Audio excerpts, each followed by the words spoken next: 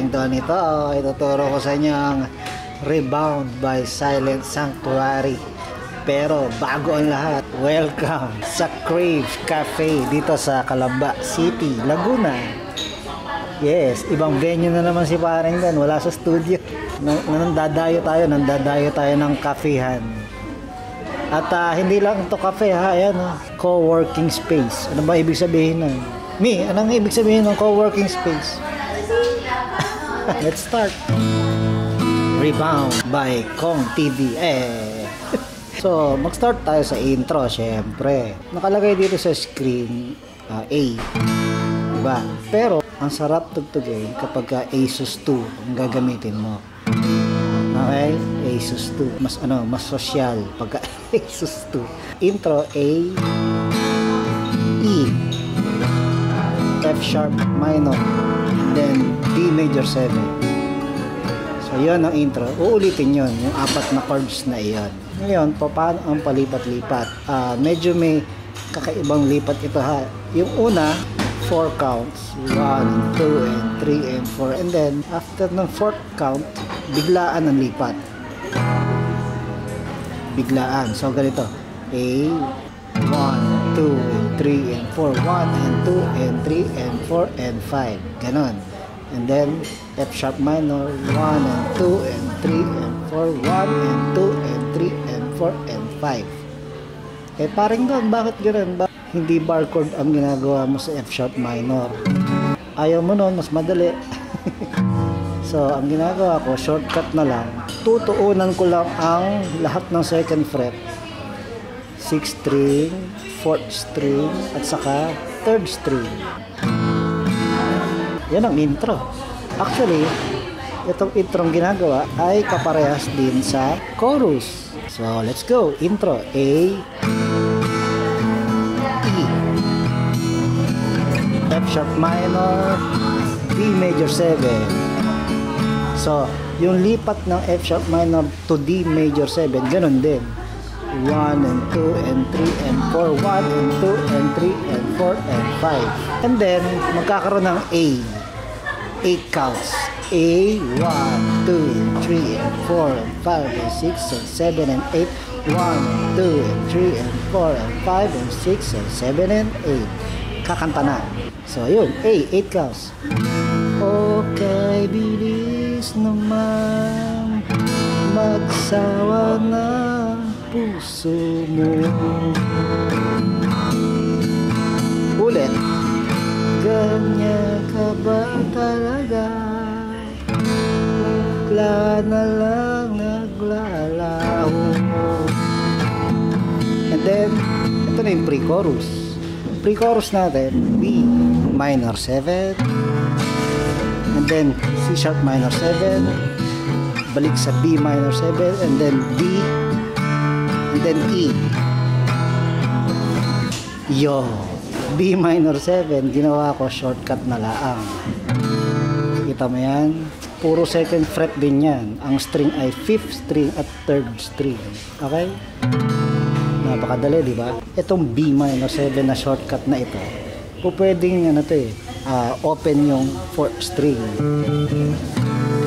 Ngayon, yung susunod ko kasi, kaparehas ng ginagawang shape.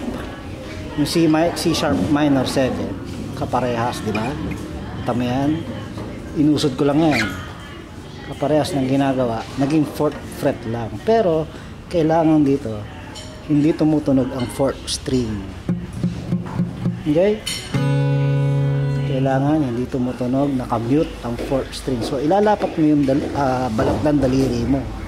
Ilalapat mo doon sa 4th string. Hindi nakabaon, nakalapat lang. Nakadantay lang. So, yun. Okay? Again, pre-chorus, B minor 7, 4 counts. Tapos, yung ulit, yung mabilisan lipat ulit. 1, 2, and 3, and 4, 1, and 2, and 3, and 4, and 5. 1, and 2, and 3, and 4, D. E, 2, and 3, and 4, chorus. Yeah, chorus na yan. Para bang walang nangyari, di mo man sinabi.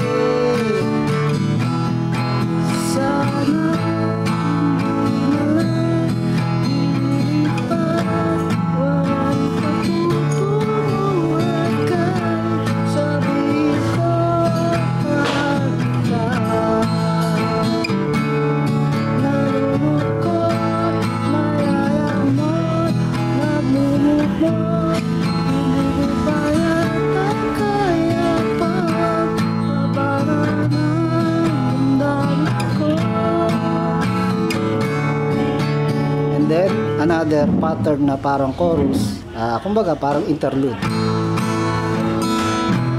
Na actually, naituro ko na lahat ang kailangan nyo malaman. Pera lang yung merong instrumental sa gitna. Okay. Nakakainis talaga, nagmukha tuloy akong tanga. Pre-chorus na. Huwag mo kong makisa,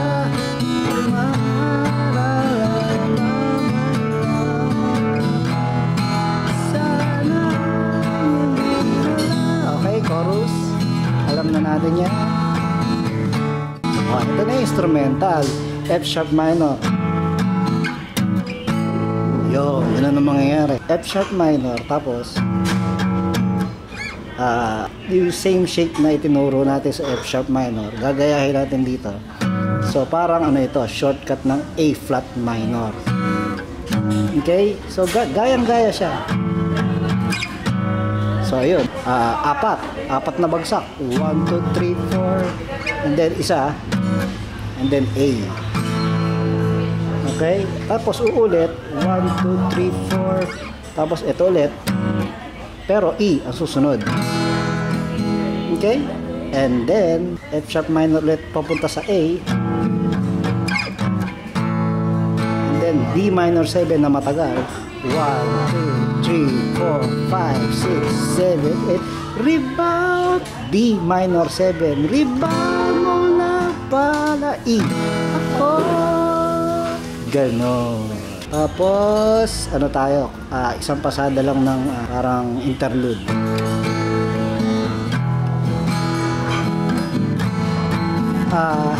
Wala na tayong pag-aaralan. Dahil ito lang ang gagawin nyo hanggang sa matapos na yung kanta. O kakanta. Sana hindi na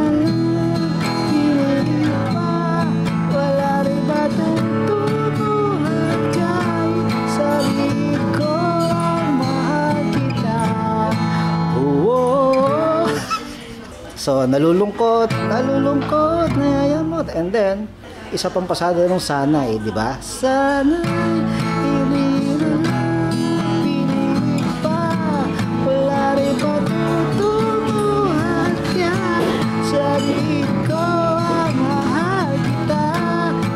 outro, ganun lang din, 2 beses.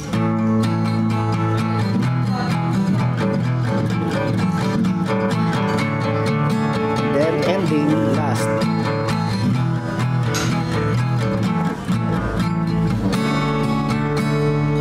Yun, ganun. Alright, mga katipa, mga kamusiko, mga ka-idol, ating